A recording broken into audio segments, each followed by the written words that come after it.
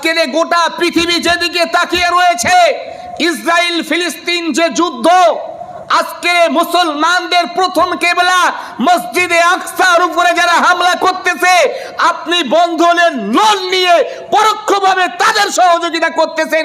একটাবারও আপনার শরম লাগে না? আপনি মুখে বলতেছেন আমি ফিলিস্তিনি মুসলমানদের পক্ষে, তাদের জন্য দোয়া করতেছেন, অথচ তাদেরকে ধ্বংস করার জন্য ইসরায়েলকে শক্তিশালী আপনি করতেছেন। এই বন্ধনের লোনের জন্ম কোত্থেকে আপনার জানা আছে? রাগ হচ্ছে না? হ্যাঁ, খুশি চান শুধু তারাই বলবেন বউরে দিয়ে বন্ধন ব্যাংকের লোন নিয়েছেন কি নেন নাই? এই কথা হয় না? হ্যাঁ, এটা কি কয় আপনাদের এখানে? বন্ধন তো। হ্যাঁ, এই যে পুরো প্যান্ডেল ভর্তি মানুষ, এখন বলেন মরণের পর খুশি চান না পৃথিবীতে এই খুশিটাকে শেষ করে রেখে কবরে যেতে চান? হ্যাঁ, মরণের পর যদি খুশি চাওয়া লাগে, খুশি নিজেকে করতে হয়, আজকের থেকেই বন্ধনের লোন নেওয়া তাওবা করা লাগবে। পারবেন? হুজুর এটা পারতাম না, বন্ধনের লোন না নিলে ঘর করব কেমনে, তাই না? আল্লাহু আকবার। একটা বারও আপনি কি এটা নিয়ে গবেষণা করেছেন? এটা কি? আজকের গোটা পৃথিবী যেদিকে তাকিয়ে রয়েছে, ইসরায়েল ফিলিস্তিন যে যুদ্ধ, আজকে মুসলমানদের প্রথম কেবলা মসজিদে আকসার উপরে যারা হামলা করতেছে, আপনি বন্ধনের লোন নিয়ে পরোক্ষভাবে তাদের সহযোগিতা করতেছেন। একটাবারও আপনার শরম লাগে না? আপনি মুখে বলতেছেন আমি ফিলিস্তিনি মুসলমানদের পক্ষে, তাদের জন্য দোয়া করতেছেন, অথচ তাদেরকে ধ্বংস করার জন্য ইসরায়েলকে শক্তিশালী আপনি করতেছেন। এই বন্ধনের লোনের জন্ম কোত্থেকে আপনার জানা আছে?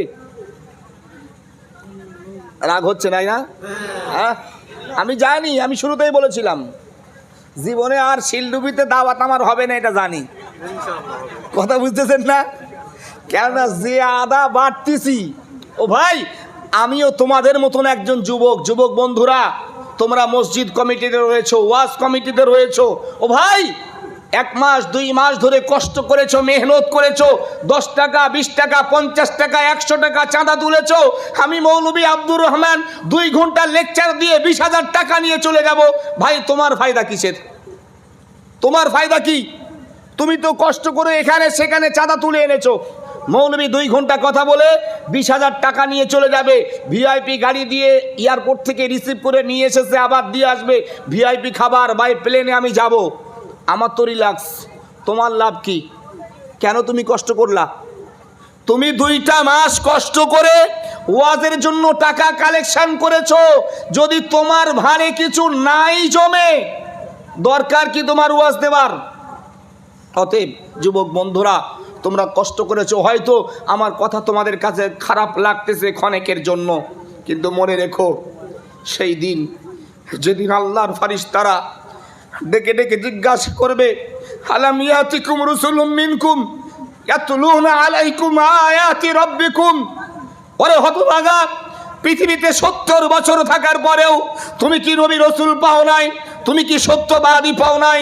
তুমি কি কোনো আলেমে দিন পাও নাই যারা তোমাদেরকে আল্লাহর আয়াত সম্পর্কিত বর্ণনা শুনিয়েছে? সেদিন আব্দুর রহমানের কথা মনে পড়বে, সেদিন আফসোস হবে। যদি আব্দুর রহমানের কথাটা ক্ষণেকের জন্য মেনে নিয়ে জীবনটাকে পরিবর্তন করতাম, হয়তোবা আজকের এই কঠিন সিচুয়েশনে আমাকে আসামি হতে হতো না। ও ভাই, সেদিন আব্দুর রহমান আজকে 20,000 কেন 20 লাখ টাকা দিলেও আব্দুর রহমান কোনো উপকার সাধন করতে পারবে না। অতএব আজকের তুমি আব্দুর রহমানকে যত যাই দাও না কেন, আব্দুর রহমান বড় জোর তোমাকে এটা দিতে পারে, কোরআন হাদিসের থিওরি অনুযায়ী সঠিক রাস্তা দেখিয়ে দিতে আজকের, কিন্তু সেদিন আব্দুর রহমানের ক্ষমতা থাকবে? এই কথা বলেন না। অতএব ভাই আমার, তোমাদের কাছে আমার অনুরোধ, যুবক বন্ধুরা, তোমরা অনেক কষ্ট করেছো, মেহনত করেছো, ফিরে এসো আল্লাহ এবং রসুলকে খুশি করার জন্য, পরকালটা শান্তিময় বানানোর জন্য।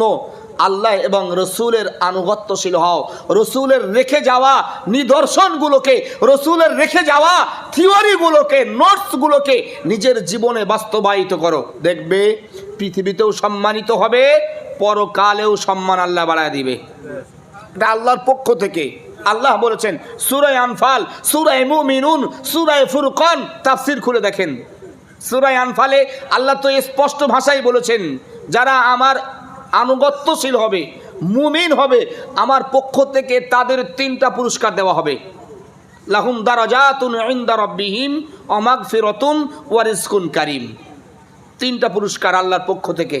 ও ভাই, আজকের পৃথিবীতে হয়তো তুমি একটু কষ্ট পাবে, কিন্তু পৃথিবীর কষ্টটা ক্ষণিকের। 70 বছরের, 80 বছরের, 100 বছরের।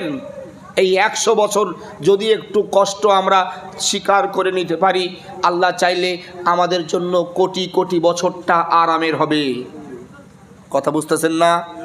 আল্লাহ বলেছেন যারা ঈমানওয়ালা, যারা মুত্তাকি, তাদের জন্য আমার পক্ষ থেকে 3টা সম্মান, পুরস্কার 3টা। প্রথম, লাহুম দারাজাতুন ইনদা রাব্বিহিম, আল্লাহর পক্ষ থেকে তাদেরকে উচ্চ সম্মানে ভূষিত করা হবে। সুবহানাল্লাহ কোন। ছোট্ট একটা উদাহরণ দিই। এই যে ওলামা হযরত, আলেম ওলামা যারা, আচ্ছা ভাই, এদের বয়স বাড়ার সাথে সাথে এদের সম্মান বাড়ে না কমে? কথা বলে না? হ্যাঁ, বাড়ে। আচ্ছা, পক্ষান্তরে যারা সার্ভিস করেন, সরকারি চাকুরিজীবী, সে পুলিশ অফিসার হন আর যাই হন না কেন, এদের বয়স বাড়ার সাথে সাথে সম্মান বাড়ে না কবে? কি কন? এটা ভুল না? হ্যাঁ, পুলিশ অফিসার যদি কেউ থাকেন, বিয়াদবি ক্ষমা করবেন, আপনাকে বলছি না, 60 বছর চাকরি করার পর বাড়ি আসলে তার গালাগালি দেওয়ার লোকের আর অভাব থাকে না। আমার বেঙ্গল পুলিশের কথা বলছি, আসাম পুলিশ না। কেননা 60 বছর চাকরি জীবনে যা ঘুষ খেয়েছে, কথা বুঝতেছেন না? বাড়ি আসলেই বলবে বেটা শুধু ঘুষ খেয়ে খেয়ে এই টাকা জোগাড় করেছে। কত রকমের বলবে, যা কিছু করেছে ঘুষের টাকায়।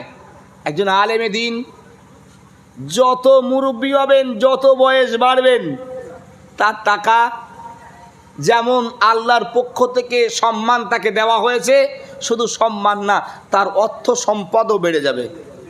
আল্লাহ বলেছেন ওয়ারিজকুন কারীম, তাদেরকে সম্মানসূচক রিজিকও আমি আল্লাহ দেব। অমাগফিরাতুন, আমি আল্লাহ তাদেরকে ক্ষমাও করে দেব। হাজিরিনে মাজলিস, অতএব অনুরোধ করছি, আমি বলছি না আপনারা আমাকে বিশাল কিছু বলেন না, আমি তো বাচ্চা ছেলে, কি আছে আমার ভিতরে? কয়টা কিতাব স্টাডি করেছি, সবে তো 32 রানিং, 32 বছর রানিং আমার বয়স। এর ভিতরে কটা কিতাব আর পড়েছি, কত স্টাডি করেছি। 91-এর ডিসেম্বরে আমার জন্ম। বিশাল বড় হুজুর আমি না ভাই, বাচ্চা ছেলে, স্বল্প জ্ঞান নিয়ে একটু বোঝানোর চেষ্টা করছি। কষ্ট পাচ্ছেন আপনারা?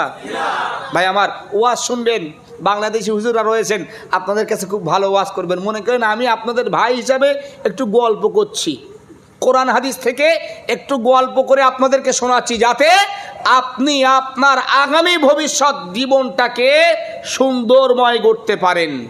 এই যে কথা বলছিলাম, বন্ধনের লোন, রাগ করবেন আপনারা বললে? এই বন্ধনের লোনের প্রচলন কোথা থেকে হয়েছে আপনি জানেন? জানেন না, যার কারণে হয়তো আপনি নিয়ে ফেলেছেন। দেখেন, ইসলামকে ধ্বংস করার জন্য ইহুদি সম্প্রদায় আজকের থেকে না, রাসূলুল্লাহর পৃথিবীতে আসার আগের থেকেই ওরা ওদের সংগ্রাম চালিয়েছে। হাদিস শরীফে আসছে, রাহমাতাল লিল আলামিন যেই দিনে পৃথিবীতে আসবেন, যেই দিনে নবী আমার মাতৃগর্ভ হতে ভূমিষ্ঠ হবেন, ঠিক সেই দিনে, সেই সময় কাবা শরীফের মোতাওয়াল্লি ছিলেন নবীর দাদু আব্দুল মুত্তালিব। হযরত আব্দুল মুত্তালিব বলছেন, গভীর রাত্রি হঠাৎ যেন আমি কাদের কথা বলার আওয়াজ শুনতে পেলাম। তিনি কাবা শরীফে ছিলেন, কাবা শরীফের মোতাওয়াল্লি যেহেতু। আব্দুল মুত্তালিব বলছেন, আমি বাইরে এসে দেখি কয়েকজন মানুষ, তারা যেন নিজেদের মধ্যে কি একটা বলা কওয়া করছে। আব্দুল মুত্তালিব বলছেন, আমি তাদেরকে জিজ্ঞাসা করলাম, কে গো তোমরা, কোথা থেকে এসেছো, তোমরা কারা? তারা আমাকে সংক্ষেপে বলল, আমরা জাতিতে ইহুদি, আমরা এসেছি আজকের কোরাইশ বংশে একটা ছেলের জন্ম হবে, যে একজন মহামানব, আমরা তাকেই মাতৃগর্ভ হতেই শেষ করতে এসেছি। কথা বোঝাতে পারলাম? সম্মানিত ভাইরা আমার, গভীর মনোযোগ দেন। আল্লাহর নবীর দাদু হযরত আব্দুল মুত্তালিব তিনি বলছেন, যখনই তাদের মুখ থেকে এমন আমি শুনলাম যে কোরাইশ বংশে এমন একজন সন্তান জন্মগ্রহণ করবে, এমন একটা পুত্র সন্তান কোরাইশ বংশে জন্ম নেবে যে কিনা আমাদের সব কিছু দেবদেবী ধ্বংস করবে, আমাদের পূর্বকৃত সমস্ত সব কিছু শেষ করে ফেলবে, নতুন একটা সুন্দর জীবন ব্যবস্থা গড়ে দেবার সুন্দর একটা পন্থা সে নিয়ে আসবে। অতএব আমরা আজকেই শিশু অবস্থায় মাতৃগর্ভ হতে ভূমিষ্ঠ হতেই তাকে শেষ করতে চাই। মুসলমান ভাইয়েরা আমার, আল্লাহর নবীর দাদু হযরত আব্দুল মুত্তালিব বলছেন, যখনই তাদের মুখ থেকে আমি এমন শুনলাম, সঙ্গে সঙ্গে চিন্তা করলাম, এমন যদি কোনো সন্তান পৃথিবীতে আসতে হয়, সেটা আমার মৃত বেটা আব্দুল্লাহর ঔরসে আমিনার গর্ভে ছাড়া অন্য কারোর নয়। আরো চিল্লা এখন সুবহানাল্লাহ। হযরত আব্দুল মুত্তালিব বলছেন, আমার পুত্রবধূ আমিনা গর্ভবতী, আমি জানতাম না, পৃথিবীর মানুষও বুঝতে পারতো না আমিনার গর্ভে সন্তান রয়েছে। মুসলমান ভাইয়েরা আমার, কেন আমার নবী রহমাতাল লিল আলামিন মায়ের গর্ভে যখন এসেছিলেন, হযরত আমিনা রাদিয়াল্লাহু আনহা তার মেন্স বন্ধ হয় নাই। আমরা যখন মায়ের গর্ভে এসেছিলাম, আমাদের মায়েদের মেন্স বন্ধ হয়েছে, সেটাই আমরা খেয়েছি। আমার নবীকে আল্লাহ ওই অপবিত্র নাপাক জিনিস খাবার নাই।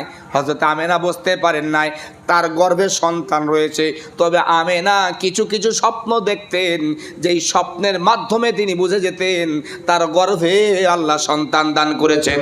মুসলমান ভাইয়েরা আমার, আব্দুল মুত্তালিব বলছেন, আমার পুত্রবধূ আমেনা ওই স্বপ্নের বর্ণনা আমাকে শোনাইতে, আর আমি যখনই তাদের মুখ থেকে এমন শুনেছি, আমার পুত্রবধূ আমিনার গর্ভের ওই সন্তানের কথা ওই স্বপ্নের সঙ্গে মিলিয়ে আমি বুঝে ফেলেছি, এমন যদি কোনো নেক সন্তান জন্মগ্রহণ করতে হয়, আমার পুত্রবধূ আমিনার গর্ভে ছাড়া অন্য কারণ নয়। আমি আব্দুল মুত্তালিব সঙ্গে সঙ্গে চিন্তা করলাম, তারা এসেছে শত্রুপক্ষ, আমি যদি সত্যটা জানায় দিই হয়তোবা অনেক বড় ক্ষতি হতে পারে, আবার যদি তাদেরকে মিথ্যা বলি তাহলে মিথ্যা বলার অপরাধী আমি হয়ে যাব। এখন কি করা যায়? মুসলমান বন্ধু, আব্দুল মুত্তালিব বলছে, তৎক্ষণিক আমি একটা বুদ্ধি খেললাম। তারা আমাকে বলেছে কোরাইশ বংশটা কোন দিকে দেখায় দিতে।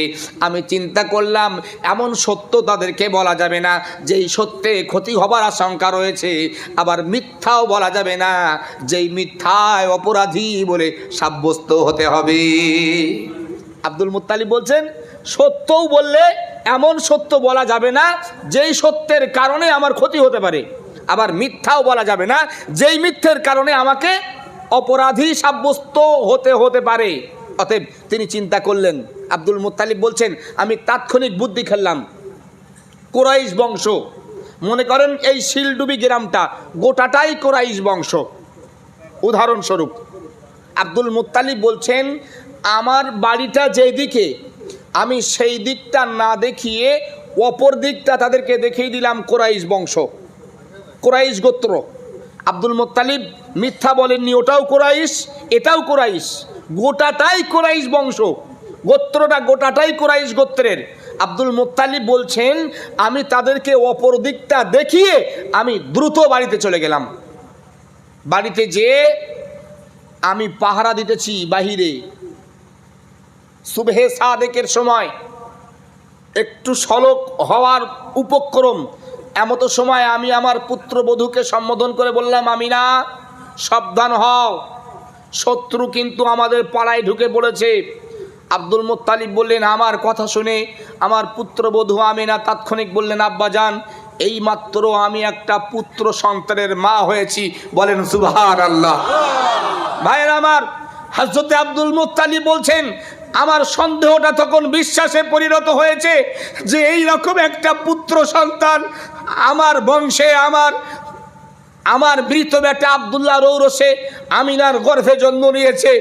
আব্দুল মুত্তালিব বললেন, আমি সঙ্গে সঙ্গে আমিনাকে ডেকে বলেছিলাম, আমিনা তুমি সতর্ক হও, সাবধান হও, তোমার এই ছেলের শত্রু আমাদের পাড়াতেই ঢুকে গিয়েছে। আমি আব্দুল মুত্তালিব বাহিরে পাহারায় রয়েছি, তুমি সাবধানে থেকো। মুসলমান বন্ধু আমার কিতাব লিখতেছে, হযরতে আব্দুল মুত্তালিব ঘোর কেটে গিয়েছে, আস্তে আস্তে পা বাড়িয়েছে রহমাতুল আলামিনের চেহারা মোবারক দেখবেন বলে। আব্দুল মুত্তালিব বলছেন, দুইজন মানুষ উলঙ্গ তলোয়ারে নিয়ে আমাকে দাঁড় করিয়ে দিয়েছে। এই আব্দুল মুত্তালিব সাবধান। আব্দুল মুত্তালিব বলছেন, তোমরা কারা? আব্দুল মুত্তালিব বলে, তারা আমাকে বলছে আমরা কারা এটা তোমার এখন জানা লাগবে না, তুমি ঘরে প্রবেশ করতে পারবে না। আব্দুল মুত্তালিব বলছেন, আমি তখন নিজেকে একটু গম্ভীর দেখালাম, মেজাজ দেখালাম, যেহেতু তিনি কাবা শরীফের মোতাওয়াল্লি, কোরাইশ বংশের লিডার, তার একটা সম্মান আছে, পাওয়ার আছে। হচ্ছে আমি একটু গরম দেখিয়ে বললাম, এই আমার মৃত বেটা আব্দুল্লাহ রৌরজ যত সন্তান, আমি তার দাদু, আমি দেখতে পাবো না তার মানে? আব্দুল মুত্তালিব বললেন, আমি যখনই এইভাবে বলেছি তারা আমাকে বলল, এই আব্দুল মুত্তালিব সাবধান হও, এখন আল্লাহর রসুলের দেখার ফারিস্তাদের পালা চলতেছে, যত সময় পর্যন্ত মালাইকাদের দেখার পর্ব শেষ না হবে তত সময় পৃথিবীর কোনো মানুষ রসুলের চেহারা দেখতে পাবে না। সুবহানাল্লাহ বলবেন না? আর একটু মহাব্বতে বলা যায় না? ভাইয়েরা আমার, হযরত আব্দুল মুত্তালিব বললেন, আমি তখনই বুঝেছি যেই শিশু জন্মের পরেই আল্লাহর পক্ষ থেকে গাইড পায়, আল্লাহর পক্ষ থেকে সিকিউরিটি পায়, ওই শিশুর পৃথিবীর কোনো শক্তি নাই তাকে ক্ষতি করার। মুসলমান বন্ধু আমার, যেটা বলার জন্য এত দূর আগায় আসতেছি, আমি আপনাকে ইতিহাস বলতেছি। ও বন্ধু, রাসূলুল্লাহ পৃথিবীতে আসার আগে থেকে যে ইহুদিরা আমার ইসলাম ধর্মটাকে শেষ করার পায়তারা করতেছে, নবী ইন্তেকালের পরেও নবীর কবর মোবারক থেকে লাশ চুরি করার পায়তারা তারা করেছিল। ভাইয়েরা আমার, আমি আব্দুর রহমান কয়টা কিতাব পড়েছি, আমার কতটা জ্ঞান রয়েছে, আমার থেকে অনেক বড় পণ্ডিত ইহুদি সম্প্রদায়ের মাঝে রয়েছে, যারা নাকি কোরআন হাদিস স্টাডি করেছে, গবেষণা করেছে, তারা দেখেছে, তারা জেনেছে ইসলামের কি কোথায় কত কি রয়েছে, সব গবেষণা তারা করেছে। বন্ধুরে, তারা একটার পর একটা তারা চেষ্টা সংগ্রাম চালাচ্ছে কিভাবে এই ইসলামটাকে ধ্বংস করা যায়। মুসলমান বন্ধু আমার, গভীর মনোযোগ দেন। আজকের আপনি যে বন্ধনের লোন নিয়েছেন, এই বন্ধনের লোনের পিছনে ইহুদিদের চক্রান্ত। বলবেন মাওলানা কেমনে? মুসলমান বন্ধু আমার, ওরা ইতিহাস স্টাডি করেছে, ইসলামিক হিস্ট্রি ভালো করে স্টাডি করেছে। ওরা দেখছে মুসলমানদের সঙ্গে যদি লড়াই করি জিততে পারবো না, মুসলমানদের সঙ্গে লড়াই করে জেতা যাবে না। কেন না? ওরা জানে, বদরের ইতিহাস ওরা পড়েছে, 313 জন ঈমানওয়ালার ঈমানের শক্তিতে 1000 বেঈমান পালাতে রাস্তা খুঁজে পায় নাই। ওরা জানে, ও ইতিহাস ওরা স্টাডি করেছে। অতএব ওরা দেখছে এদের সঙ্গে লড়াই করে পারা যাবে না, তাহলে এখন উপায়, ওরা আরও ভালো করে স্টাডি করছে। কি করবে না? ওদেরকে নিষেধ করলে ওরা আল্লাহ বলা বন্ধ করবে না। কেন না? ওরা হযরত বেলাল রাদিয়াল্লাহু আনহুর জীবন আদর্শ ইতিহাস পড়েছে। হযরত বেলাল কি করুণ কষ্ট, সেই ইতিহাস যদি আপনারা শোনেন অবশ্যই আপনারা জানেন, আপনি তাজ্জব বেনে যাবেন। শুধুমাত্র আহাদ বলেছে এই অপরাধ, আল্লাহ এক, এই অপরাধ নিষেধ করা সত্ত্বেও তিনি যখন নিষেধ মানেনি, বেলালের জিহবায় লোহার একটা শিক ফোটানো হয়েছে। হাদিসের কেতাবে আসছে, যেই লোহার শিকটা জিহবার এধার থেকে সেধার, জিহবার মাঝ বরাবর ফুটো গর্ত হয়ে গিয়েছে। তথাপিও হযরত বেলাল আহাদ বলা বন্ধ করেনি। বেঈমান ইহুদিরা এটাও জেনেছে যে ওদের নিষেধ করলে ওরা আল্লাহ বলা বন্ধ করবে না। এখন উপায়, ওরা এবারে স্টাডি করছে ইসলামিক হিস্ট্রি। ওরা ওহুদের ইতিহাস সম্পর্কে, ওহুদের যুদ্ধের ইতিহাস স্টাডি করছে। ওহুদের যুদ্ধের ইতিহাস কি? নবী আমার ওই যুদ্ধে নিজে সেনাপতির দায়িত্ব পালন করেছিলেন। 1000 সৈন্য নিয়ে নবী যুদ্ধের দিকে, যুদ্ধের ময়দানের দিকে রওনা দিয়েছেন। আস্তে আস্তে রাস্তার মাঝায় 250 জন মুনাফিক, তারা গাদ্দারি করে নবীকে না জানিয়ে যুদ্ধের ময়দানে না যেয়ে পালিয়েছিল। ইসলামের ইতিহাস ওখান থেকে অনেক শিক্ষণীয় বিষয় রয়েছে। নবী আমার সেখান থেকে মুনাফিকদের চিহ্নিত করতে সক্ষম হলেন। আল্লাহর পক্ষ থেকে আয়াত নাজিল করে নবীকে জানিয়ে দেওয়া হলো। 750 জন যোদ্ধা নিয়ে নবী ওহুদের ময়দানে, নবী আমার ওহুদের ময়দানের কিছু ফটক গলি, পাহাড়ের গলি রাস্তায় কয়েকজন সাহাবা যোদ্ধাদেরকে দাঁড় করিয়ে বলেছেন, তোমরা যত সময় সেনাপতির আদেশ না হয় এখান থেকে যাবে না। ওহুদের ময়দানে যুদ্ধ চলছে, ইসলামিক হিস্ট্রি বর্ণনা দিতেছে। এক পর্যায়ে ওহুদের ময়দান থেকে বেঈমান সব পালিয়েছে। মুসলমানদের জয় ঘোষণা হবার উপক্রম। এইরকম সিচুয়েশানে ওই যে যাদেরকে পাহাড়ের সরু গলিতে ফটকে নবী দাঁড়িয়ে রেখেছিলেন, তাদের মনের ভিতরে লালসা জন্মেছে, লোভ জন্মেছে যে গনিমতের মাল আমরা যদি এখানে থাকি হয়তো আমরা ভাগ পাবো না, পেলেও কম। তো চলো, বেঈমানরা যখন পালিয়েছে যাই আমরা গনিমতের মাল কোড়াই। ওরা সেনাপতির আদেশ অমান্য করে সেই ফটক ছেড়ে দিয়ে ময়দানের গনিমতের মাল কোড়ানোর জন্য ফিরে এসেছে। সেই সুযোগে বেঈমানরা পিছন দিক দিয়ে আক্রমণ করে ওহুদের ময়দানে 70 জন সাহাবাকে শহীদ করেছিলেন। কথা বুঝতেছেন না?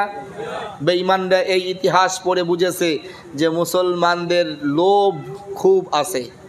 সত্যি দেখেন, এ গরু খেকো মুসলমান 5 বছর কিছু দেয় না। ভোটের আগের দিন রাত্রে যদি 1 প্যাকেট বিড়ি আর একটা লাল চা দেয়, মুসলমান বলে তোমারে দেবো না তো অন্য কারোর দেবো। কথা বুঝতেছেন?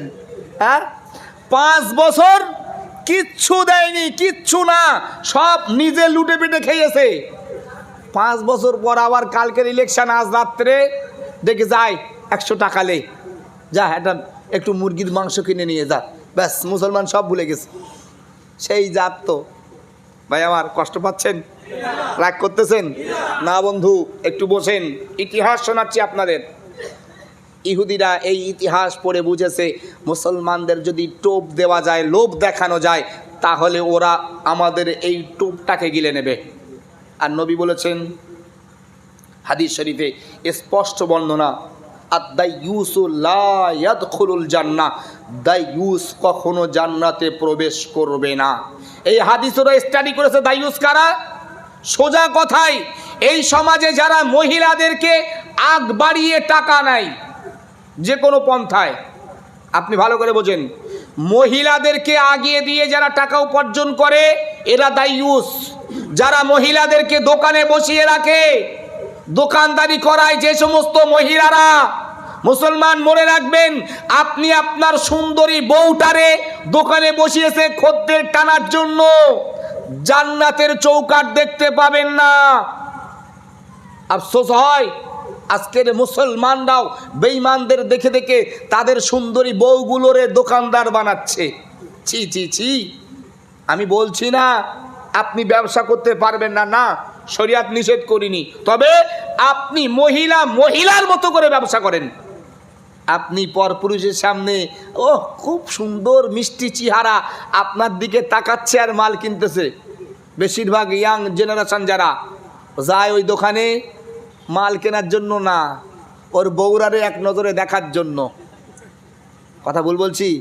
হ্যাঁ, আপনি আপনার বউটাকে লোককে দেখিয়ে দোকানদারি করাচ্ছেন আর ভাবতেছেন আপনি জান্নাতে যাবেন, তাই না? স্বপ্ন দেখেন, স্বপ্ন জীবনেও বাস্তবায়িত হবে না। বেঈমানের দলেরা ইহুদিরা চক্রান্ত করেছে, এদেরকে যদি হারানো লাগে, এদের যদি ধ্বংস করা লাগে, ওদের সব থেকে মূল শক্তিধর সম্পদ হলো ঈমান। এই ঈমানটাকে নষ্ট করতে হবে। এখন ঈমান নষ্ট করবে কি করে? চাইলেই তো ঈমান নষ্ট করা যায় না। ওরা ইতিহাস পড়েছে, ওদের ঈমান নষ্ট করতে গেলে মারলেও হবে না, কিন্তু বেলালকে মেরেও বেলালের ঈমান থেকে হটানো যায়নি। ওরা চিন্তা করলো এদের লোভ দেখাতে হবে, কি না, ওদেরকে বলো তোমাদের ঘরের মহিলারা যদি একটা সই করে 50,000 দেবো। চক্রান্তটা কিভাবে হচ্ছে একটু ভালো করে খেয়াল করেন। বন্ধন গ্রুপে আপনি কি বলতে পারবেন কোনো পুরুষ সই করলে লোন স্যাংশন হবে? কেন হয় না? চাইলে তো তারা উপকার করার জন্য গরিব অসহায়দেরকে সচ্ছলতা দেওয়ার জন্য পুরুষদের সিগনেচারের মাধ্যমে লোন দিতে পারত, কিন্তু দেয় না কেন? শুধুমাত্র মহিলা। এর মূল কারণ হলো ওদের টার্গেট মুসলিম মহিলাদেরকে বেআবরু করো, পর্দাচ্যুত করো, তাহলেই ওদের ঈমান নষ্ট হবে। আর ঈমান ধ্বংস হলেই ওদেরকে ফুটবলের মতো পেটা সুযোগ বেশ ভালো হবে। আর আমি মুসলমান গরু খেকো বুঝতেছি না, ওই যে টোপ দিয়েছে এসো সই করে একটা 50,000 দেবো, বউরে দিয়ে দিচ্ছি, যা বউ 50,000 দেবানি, ঘরের প্লাস্টারটা হবে, তাই না? ভাইরা আমার গভীর মনোযোগ দেন। ও মুসলমান বন্ধু, বলতে বলতে অনেক দূর আগিয়ে আসতেছি। ভাইরা আমার, আমি যেটা আপনাকে বলার জন্য এত দূর নিয়ে এসেছি, আল্লাহ রাব্বুল আলামিন আপনার থেকে পরীক্ষা নেবেন। আল্লাহর পরীক্ষায় আপনাকে উত্তীর্ণ হওয়া লাগবে। পরকালের জীবনটা আপনাকে সুখময় করা লাগবে। আপনি কেমনে আপনার পরকালের জীবন সুখ করবেন? ও সম্মানিত মা বোন, যারা মাইকের আওয়াজ শুনতেছেন, মা গো, আমি আপনাদের সন্তান, আপনাদের কাছে হাত জোড় করে অনুরোধ করে বলে যায়, ও মা, আমার কথায় ব্যথা পাবেন না, একটু ঠান্ডা মাথায় উপলব্ধি করেন আল্লাহর নবী মুহাম্মদুর রাসূলুল্লাহ সাল্লাল্লাহু আলাইহি ওয়াসাল্লাম কি শিক্ষা আমার আপনার জন্য দিয়ে গিয়েছেন। পরকালীন জীবনটা সুখময় বানানোর জন্য নবী আমার কি নিদর্শন রেখে গিয়েছেন। উম্মুল মুমিনিন হযরতে আয়েশা সিদ্দিকা রাদিয়াল্লাহু আনহা বর্ণনা দেন, আমার নবী রহমাতুল লিল আলামিন দয়া নবী আমার 1 তারিখে নামাজের পরেতে আল্লাহর দরবারে দোয়া করতেছেন। নবী আমার আল্লাহকে ডেকে ডেকে বলতেছেন, আল্লাহুম্মা ইনি মিসকিনা ওয়া আমিতনি মিসকিনা ওয়াহশুরনি ফি জুমরাতিল মাসাকিন। আমার নবী আল্লাহকে ডেকে ডেকে বলতেছেন, রব্বুল আলামিন আল্লাহ, আপনি আমাকে গরিবী হালাত দান করেন, ওয়া আমিতনি মিসকিনা, আপনি আমাকে গরিবী অবস্থায় মৃত্যুবরণ করাবেন, ওয়াহশুরনি ফি জুমরাতিল মাসাকিন, আল্লাহ আপনি আমাকে গরিবী অবস্থায় হাসরের ময়দানে উঠাবেন। ওয়াকালাত আয়েশাতু লিমা ইয়া রাসূলুল্লাহ, হযরত আয়েশা ডাক দেয়, ইয়া রাসূলুল্লাহ, ইয়া হাবিবাল্লাহ, নবী গো, কেন আপনি এমন দোয়া করেছেন? ইতিপূর্বে তো আপনাকে এমন দোয়া করতে শুনি নাই। আজকে আপনি যে রূপভাবে আল্লাহর কাছে দোয়া করেছেন, আপনি আল্লাহকে ডেকে ডেকে বলতেছেন, আল্লাহ আপনি আমাকে গরিবী হালাত দেন। আপনি আল্লাহকে ডেকে ডেকে বলেছেন, আল্লাহ আপনি আমাকে গরিবী অবস্থায় মৃত্যুবরণ করাবেন। আপনি আল্লাহকে ডেকে ডেকে বলেছেন, আল্লাহ আমাকে গরিবী অবস্থায় হাসরের ময়দানে উঠাবেন। ওগো আল্লাহ নবী, কেন আজকে আপনি এমন দোয়া করেছেন? আমার নবী হযরত আয়েশাকে ডেকে ডেকে সেদিন বলেছিলেন, ও আয়েশা, তুমি কি জানতে চাও আমি নবী কেন এমন দোয়া করেছি? উম্মুল মুমিনিন কয়, ইয়া রাসূলুল্লাহ, ইয়া হাবিবাল্লাহ, নবী গো, বড় ইচ্ছা জাগতেছে জানতে। আমার নবী ডেকে ডেকে বলে, আয়েশা, আমি নবী এই জন্য আল্লাহর কাছে এরূপ দোয়া চেয়েছি। আমার নবী হযরত আয়েশাকে ডেকে বলতেছেন, ক্বালা ইন্নাহুম ইয়াদখুলুনাল জান্নাতা ক্বাবলা আগনিয়াইহিম বি40 করিবা। নবী আমার আয়েশাকে ডেকে বলতেছেন, ও আয়েশা, আমি নবী এই জন্য গরিবী হালাত চেয়েছি, আমি নবী এই জন্য গরিব অবস্থায় মৃত্যুবরণ করতে চেয়েছি, আমি নবী এই জন্য গরিব অবস্থায় হাসরের ময়দানে উঠতে চেয়েছি। ও আয়েশা, মনে রেখো, আল্লাহ রাব্বুল আলামিন পৃথিবীর ধনী মানুষদের চাইতে 40 বছর আগে পৃথিবীর গরিব মানুষগুলাকে জান্নাত দিয়ে দিবে। আর একটু মহব্বতে বলে যায় না? নবী বলেছেন পৃথিবীর ধনী মানুষদের চাইতে 40 বছর আগে পৃথিবীর গরিব মানুষগুলাকে জান্নাত দিবে। এখন আপনি বলেন, আপনি পৃথিবীতে গরিব রয়েছেন, ধনী হওয়ার জন্য বউরে দিয়ে বন্ধনের লোন নিতেছেন, আপনি কি জান্নাত পাবেন? কথা বলে না। ভাই আমার, সাবধান হয়ে যান। আপনার নবী যদি তিনি চাইতেন, তিনি তো অনেক সুন্দর জীবন ব্যবস্থা করতে পারতেন। তিনি চাইলে গোটা মদিনা শহরের রাজ সিংহাসনে তিনি সারাটা জিন্দেগি আরাম আয়েশ করে কাটাতে পারতেন, কিন্তু ভাই আপনার ফোন চার্জ হচ্ছে। তিনি আপনাকে আমাকে দেখিয়ে গিয়েছেন, আমাকে আপনাকে শিখিয়ে গিয়েছেন যে আমার আপনার জীবনটাও তার মতো করে পরিচালনা করা লাগবে। পারবো ইনশাআল্লাহ। ভাই আমার, আমি বুঝতেছি আপনারা কষ্ট পাচ্ছেন নাকি? শেষ করে দেই। 9:30 বাজে, অনেক রাত হয়েছে। এশার নামাজ আছে, হুজুর শেষ করে দিই নাকি? সম্মানিত হাজিরিন, আর দীর্ঘক্ষণ না, অল্প সময়ের মধ্যেই আমি আলোচনা সমাপ্ত করব। আমার আলোচনার সারমর্ম যেটা, যেটা বোঝানোর জন্য প্রায় 2 ঘন্টা আপনাদের সম্মুখে কথা বলেছি। একটু ভালো করে মনোযোগ দেন ভাইরা আমার। পরকালের জীবনটা যদি আমরা সুখময় করতে চাই, এই পৃথিবীর জীবনটা একটু আমাদের কষ্টকর হবে। সেটা সহ্য করতে যদি আমরা পারি, আলহামদুলিল্লাহ আমরা কামিয়াবি। আর যদি বলেন ও মরে যাবো কখন, কবরে দিয়ে আসবে, একা কি হবে না হবে কিরা দেখবে, এখন একটু আরামায়েশ করে নেই না, কাকা হয় হবে, ভাই সেটা আপনার ব্যক্তিগত ব্যাপার। আপনি ও যুবক বন্ধু, আপনাকেই বলছি, আপনি আজকের পৃথিবীতে যে সুন্দরী রমণী দেখে লালায়িত হয়ে চেনা ব্যভিচারে যুক্ত হচ্ছেন, মনে রাখবেন পৃথিবীতে আপনি আরাম করতেছেন 50 বছর 60 বছর। যারা এই যুবতী সুন্দরীকে থেকে নিজেদেরকে হেফাজতে রাখবেন, পৃথিবীর সুন্দরী থেকে হাজারো লক্ষ কোটি গুণ সুন্দরী জান্নাতি হুর আল্লাহ তাদের জন্য রেখেছেন। এখন আপনি চিন্তা ভাবনা করেন পৃথিবীর সুন্দরী দেবেন না জান্নাতি হুর আপনাকে আল্লাহ দেবেন, সেটা দেবেন। এখন যদি বলেন পৃথিবীর সুন্দরী আপনার কাছে সর্বসর্বা, আপনি যা ইচ্ছা তাই করেন, মরে যাওয়ার পরে আপনার জানাজা পড়ারও দরকার হবে না, এমনি এমনি ভুলে দিলেও সমস্যা নাই। কথা বলেন না? আজকে ভাবতে অবাক লাগে বাস্তব সামাজিকতাটা কোথায় গিয়েছে। জানি না আপনার এলাকায় কি চলে। যেই মানুষটা জীবনে কোনোদিন মসজিদ কি জিনিস দেখলো না, যেই মানুষটা জীবনে কোনোদিন পেশাব করে পানি নিয়ে পবিত্রতা অর্জন করতে পারলো না, ওই মানুষটা মারা যাওয়ার পরে এলাকার সমস্ত আলেম ওলামাদেরকে দাওয়াত করা হচ্ছে, দাও ওর নামে একটু সওয়াবের সানি করো, তাহলে ও জান্নাতে যাবে। আল্লাহ কসম ভাই, ভুল বুঝবেন না, আমি একদম বাস্তব কথা বলছি। যেই মানুষটা জীবনে কোরআন দেখেনি, ও মরে যাওয়ার পরে আব্দুর রহমান কেন তামাম পৃথিবীর ওলামায়ে কেরাম যদি কোরআন খতম করে, ওর জন্য এক চুল পরিমাণ ফায়দা হবে না, এক চুল পরিমাণ ফায়দা হবে না। বলবেন এত বড় কথা, আমি আপনাকে প্রমাণ দেব। এই মরে যাওয়ার পরে টাকা অনেক তো হারাম টাকা কামাই করে গেছে, বুঝতেছেন না? এখন সে যে কোনো পন্থায় পার্টির লিডার বলেন, যদিও বর্তমান সময়ে পার্টির লিডার যারা, তবে সবাই না, এদের তো টাকার আর কোনো শেষ নেই, ওই সর্বনাশ। 2 টাকার কলমে 2 কোটি টাকা রোজগার। কথা বুঝতেছেন না? আমাদের মতন মৌলবী যারা আছে, এ মৌলবীদেরও তাই, তবে সবাই না। এ মৌলবীর আল্লাহ গলা দিয়েছে, আর কিছু কিতাব পড়েছে মাদ্রাসায়, সুর বেশ ভালো আছে। এখন 5 বছর 7 বছর কি 10 বছর মাদ্রাসায় পড়ে কোটি কোটি টাকা রোজগার করতেছে।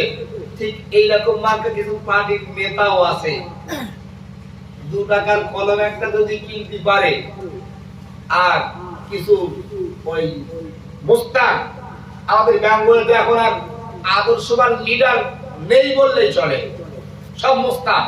যার যত মুস্তানি করার ক্ষমতা আছে, সে তখন তত বড় লিডার হয়েছে। কথা বুঝতেছেন না? কিন্তু টাকার কোনো উড়কুড় নাই। বর্তমান ভারতবর্ষে দুর্নীতিতে 1 নম্বরে বেঙ্গল। বর্তমানে সব বড় বড় লিডার দ্বারা একটার পর একটা গারদে যাচ্ছেই যাচ্ছে, সব জেলখানায়, উপায় নাই, সব দুর্নীতিগ্রস্ত, সব চিটিংবাজি বাটপাড়ি, গরিব অসহায় মানুষদের টাকা পয়সাগুলো আত্মসাৎ করতেছে, করে করে টাকা রেখে এখন মরে যাওয়ার পরে ছেলে দেখতেছে আমার বাপ বড় লিডার, আমার বাপ এলাকার এমএলএ বা আরো অনেক কিছু, লাউ বাবের জন্য একটা বড় করে খানা করে দেওয়া, 14টা গরু জবাই করে সব এলাকার আলেম ওলামাদেরকে দাওয়াত করে 5000 টাকা করে হাদিয়া, বাবার জন্য দোয়া করো। আল্লাহ কসম ভাই, ওই দোয়া তার কবর পর্যন্ত পৌঁছাবে না। তার জন্য দোয়া, তার জন্য কোরআন খানি। যিনি পৃথিবীতে কোরআনের মর্যাদা দিতে সক্ষম হয়েছেন, আমি বলছি না দোয়া করা যাবে না, অবশ্যই আপনি দোয়া করবেন, অবশ্যই কোরআন খানি করেন, কোরআন খতম করে সওয়াবের খানি করেন, বাধা নাই। তবে সে পাবে যে তার উপরে হক রাখে। কথা বুঝতেছেন না? আমি জীবনে নামাজ পড়লাম না, জীবনে কোরআন তেলাওয়াত করলাম না, আর আমার জন্য দুয়ায় খতমে ইউনুস আরো কত কি কুলখানি জীবনে কলেমা শরীফ কেমন আমি পড়তে পারিনি। আমি একদম পুরো ওপেনলি বলছি, এই মজলিসে হয়তো এমন লোকও পাওয়া যাবে লা ইলাহা ইল্লাল্লাহ মুহাম্মাদুর রাসূলুল্লাহ বলতে পারবে না। আপনি আবার বলছেন মুসলমান, কি সুখ, কি ইচ্ছা, কি আকাঙ্ক্ষা। হাজিরে মজলিস অনুরোধ করছি প্রত্যেককে, যুবক ভাইরা আমার, ফিরে এসো। আজকে তোমার রক্তের তেজ আছে, আজকে তোমার রক্তের গরম রয়েছে, আজকে তুমি যা মন তাই করে বেড়াচ্ছ। মনে রেখো, ময়দানে আসলে তোমার এই পেশি শক্তি কোনো কাজে আসবে না। তোমার রক্তের গরম দেখিয়ে সেদিন বিন্দু পরিমাণ উপকার তুমি পাবে না। সেদিন তোমার চেহারার উজ্জ্বলতাও আর থাকবে না।